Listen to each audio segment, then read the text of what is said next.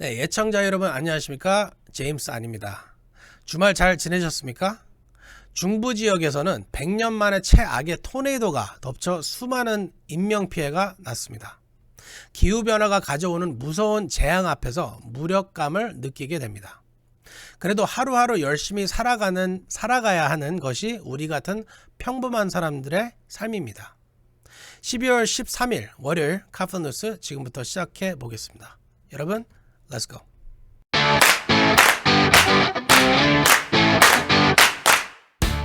네, 제가 뉴스를 녹화하고 있는 지금 하늘에 구름이 잔뜩 끼어 있어 당장이라도 비가 쏟아질 것 같은데요. 내일부터 LA 등 남가주 전역에 많은 비가 내릴 것으로 보입니다. 내셔널 웨더 서비스에 따르면 LA 한인타운 등을 비롯해 LA 전 지역과 해안, 밸리 지역에 최고 3인치의 비가 내릴 것으로 예상됩니다. 산불 피해 지역에서는 산사태 발생도 우려됩니다. 미리미리 대비를 하셔야겠습니다. 기상당국은 오늘 밤 10시부터 내일 저녁 8시까지 LA 인근 산간 지역에 겨울 폭풍주의보를 발령한 상태입니다. 이번 겨울 폭풍우의 영향은 다음 주까지 이어집니다. 기상당국은 내일 큰 비가 내리고 난 다음 주 21일부터는 남가주 지역에 본격적인 겨울철 우기가 시작될 것으로 전망했습니다. 네, 캘리포니아 주정부가 오는 15일부터 실내 마스크 착용을 의무화했습니다. 마크 갈리 주 보건국장은 12월 15일부터 1월 15일까지 주 전역에서 실내 마스크 착용을 의무화한다고 밝혔습니다. 주정부의 마스크 착용 의무화 조치는 추수감사절 이후 하루 확진자가 무려 47%나 급증하고 있기 때문입니다. 인구 10만 명당 약 9.6건이었던 것이 오늘 현재 10만 명당 약 14건으로 치솟았습니다. LA 카운티는 이미 자체 실내 마스크 착용의 의무화 행정명령을 내려진 상태입니다. 이번 주정부 조치에 따라 샌디에고, 오렌지 카운티 등 주 전역에서 마스크 착용이 의무화됩니다. 네, 지난 주말 켄터키 등 중부 지역 8개 주에는 210마일에 걸친 거대한 토네이도가 발생해 100여 명이 숨지는 등 큰 피해가 났습니다. 피터전 기자가 토네이도 피해 소식 종합해 드립니다. 지난 주말 켄터키주 등 중부 8개 주를 강타한 토네이도 희생자가 눈덩이처럼 불어나고 있습니다. 확인된 사망자는 94명에 달하지만 사망자는 100명이 훨씬 넘을 것으로 보이며 실종자만도 100여 명인 것으로 알려져 인명피해가 커지고 있습니다. 피해가 집중된 켄터키주에서만 80명이 사망자가 나왔고 구조 작업이 본격화하면서 피해 규모가 증가하고 있습니다. 당국자들은 사망자 숫자가 최소 100명을 넘어설 것으로 보고 있습니다. 켄터키 메이필드 양초 공장에서 야간 근무 중이던 노동자 가운데 최소 10명이 숨진 것으로 확인됐지만 당시 근무 중이던 110여 명 중 구조된 직원은 40명 정도입니다. 일리노이주 아마존 물류시설에도 6명이 사망했습니다. CNN은 주말 사이 켄터키를 비롯해 알칸소, 일리노이, 인디애나, 미시시피, 미주리, 오하이오, 테네시 등 8개 주에서 50개 이상의 토네이도가 발생했다고 보도했습니다. 현재까지 켄터키에서만 5만 6천 가구가 정전 상태이며 테니시에서도 7만 명 이상이 정전 상태에 놓여 있습니다. 켄터키에는 한인 3천여 명이 거주 중인데 아직 한인 피해는 알려지지 않았습니다. 통상 춥고 건조한 겨울에는 강력한 토네이도가 발생하지 않습니다. 이번 토네이도는 중서부 지역에 한랭정선의 따뜻한 공기가 충돌하면서 발생한 매우 의례적인 현상이라고 전문가들은 지적했습니다. 미국에서 발생한 역대 최악의 토네이도는 1925년 미주리에서 발생했는데 219마일을 휩쓸며 모두 695명이 목숨을 앗아갔습니다. 이번 토네이도 역시 210마일을 휩쓸고 지나면서 토네이도가 지난 지역들은 초토화되다시피 했습니다. 카플라 뉴스 피터장입니다. 네, 이번 토네이도 피해는 켄터키에 집중돼 사망자가 무려 80여 명에 달하는데요. 특히 피해가 급식했던 켄터키 메이필드 지역에서는 양초 공장 노동자들이 많이 숨졌습니다. 대부분 불법체로 이민자들인 이들은 경보가 울린 후에도 2시간 넘게 대피를 하지 못했다고 합니다. 제니바 기자가 보도합니다. 중부를 휩쓴 토네이도 가장 큰 인명피해가 난 곳은 켄터키주 메이필드 한 양초 공장입니다. 이 공장은 크리스마스 시즌을 앞둔 채 철야 가동 중이었는데 경보가 울린 후 2시간 30분이 지나서야 직원들이 대피해 인명피해가 컸습니다. 토네이도 덮칠 당시 100명이 근무 중이었는데 이들 중 40여 명만 구조됐습니다.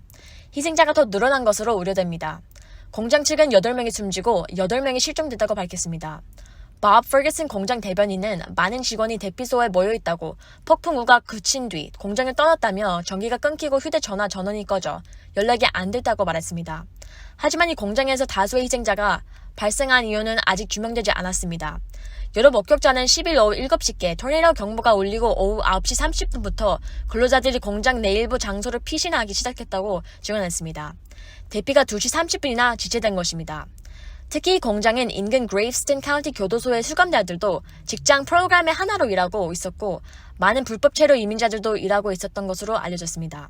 한 관계자는 뉴욕타임스와 인터뷰에서 멕시코, 과테말라, 푸에르리코 등 중남미에서 온 불법 체류 이민자들도 여러 공장에서 인력으로 쓰이는데 사고 피해가 컸던 메이플 양초공항에서 그런 공장 중 하나라며 라틴계 공동체는 이 비극으로 큰 타격을 받았다고 한탄했습니다.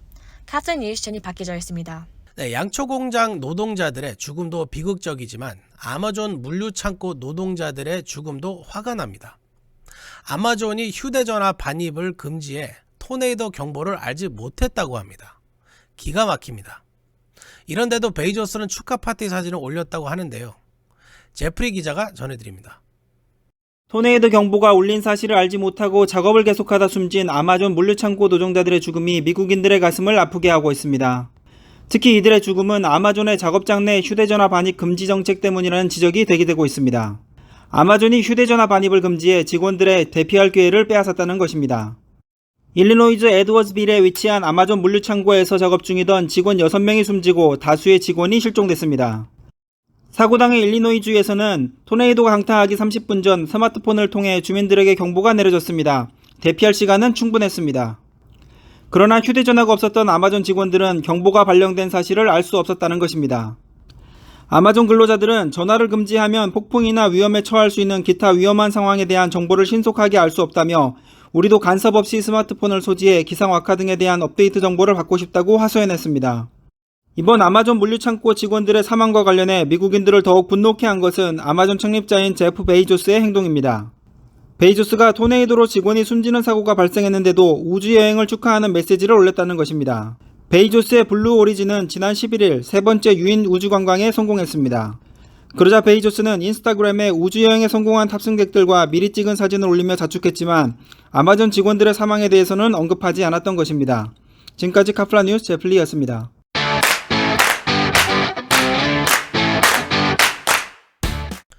네, 충격적인 소식인데요. 10대 소녀를 흉기로 위협했다 수감된 한인 10대 남성이 이 10대 소녀의 가족과 기자, 증인 등 14명을 고문, 살해해달라고 깜빵 동료에게 부탁했다 들통이 났습니다. 피터 전 기자가 전합니다. 13살짜리 소녀에게 흉기를 휘둘러 교도소에 수감 중인 한인 남성이 피해자 가족 등 14명을 살해해줄 것을 청부한 사실이 밝혀져 충격을 주고 있습니다. AP통신은 인디애나 교도소에 수감 중인 한인 고모 씨가 감방 동료들에게 14명에 대한 살인과 고문을 청부한 사실이 밝혀져 기소됐다고 보도했습니다. 올해 19살인 고 씨는 청부 살해할 대상자들의 명단과 거주지, 지도를 주고 이들을 고문하고 살해해줄 것을 청부했습니다. 인디애나주 블루밍턴에 사는 고 씨는 구치소 동료였던 39세 남성을 갱단 멤버라고 생각해 그에게 과거 자신이 유죄 판결을 받았던 여학생 공격 사건과 관련된 14명을 살해해줄 것을 부탁한 것으로 알려졌습니다. 고 씨는 17살이던 지난 2019년 7월 인디애나대 음대 바이올린 캠프에 참가 중이던 13살 여학생을 흉기로 공격해 지난달 멀러 카운티 법원에서 가택연금 8년, 보호관찰 2년과 정신과 치료 명령을 선고받고 수감 중인 상태입니다. 당시 고 씨는 혼자 바이올린을 연습하던 피해 여학생을 밖으로 유인해 목을 조르고 흉기로 여러 차례 찔러 중형을 선고받았습니다. 고 씨는 이 사건으로 앙심을 품고 피해자 가족과 자신에게 불리한 증언을 한 증인, 검사, 언론사 기자 등을 청부 살해 명단에 올렸던 것입니다. 고 씨는 한국 국적자로 비자가 취소돼 한국 송환 명령을 받은 상태로 알려졌습니다. 카플라 뉴스 피터장입니다.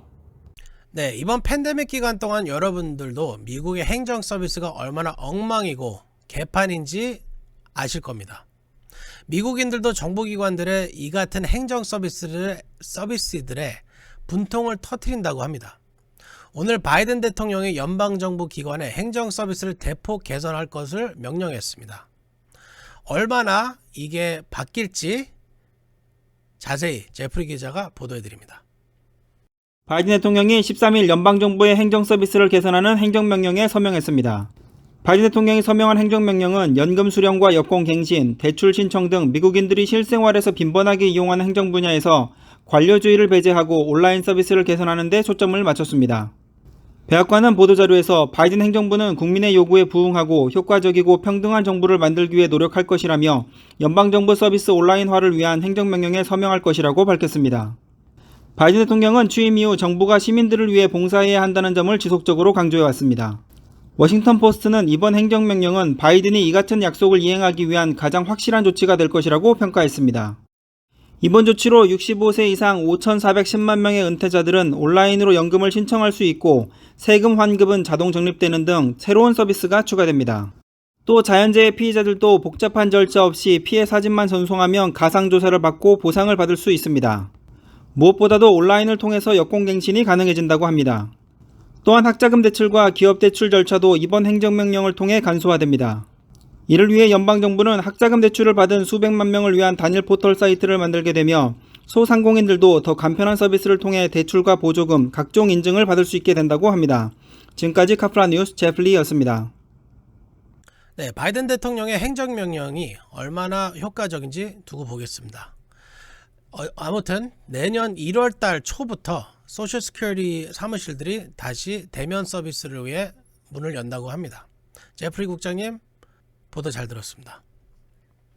네, 오미크론이 전파 속도만 빠를 뿐 경미한 증상에 그친다는 언론 보도에 많은 분들이 긴장을 풀고 있는데요.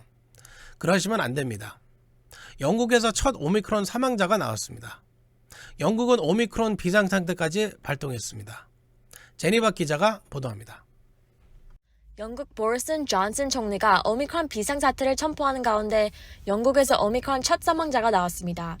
영국 정부는 부스터샷 접종을 호소하고 있지만 오미크론 입원자 대부분은 백신 2회 접종을 마친 사람들입니다.